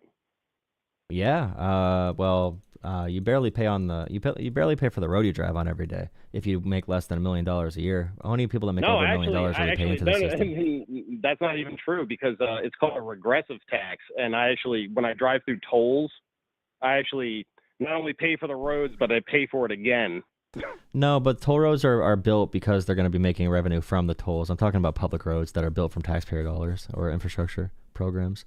But anyways, yeah, I think gay people should be able to adopt. I think trans people should be able to do gender affirming care and be accepted into society. And I believe in pronouns. Well, let me ask you this. Here's actually the real reason I called you was because of your tagline that you had floating above your thumbnail, which was diversity is awesome.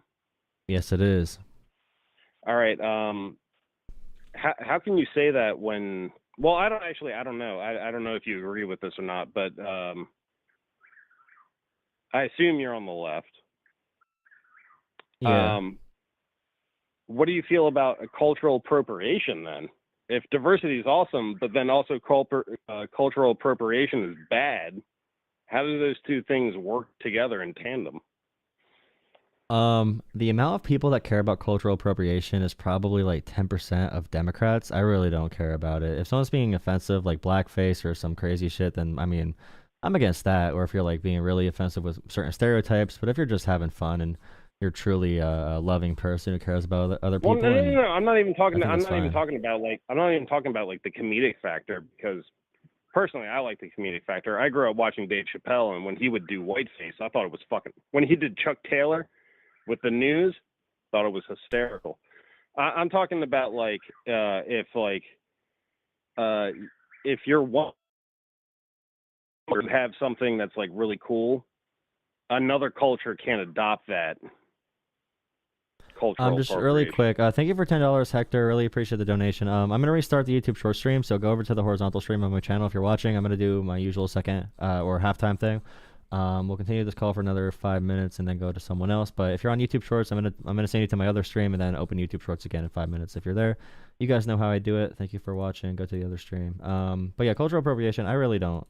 I think it's cool to share cultures. I mean, in a tasteful way. If you're being intentionally offensive in a way that's like actually offensive, like some people will just say jokes like that aren't even real jokes. Like for example, like, haha, isn't it funny that like black people don't have dads? Like that's just being offensive. But you can make an actual joke. Well, I mean, but in terms of like making a joke, it's the thing about comedy is that it speaks true to realism. So like when you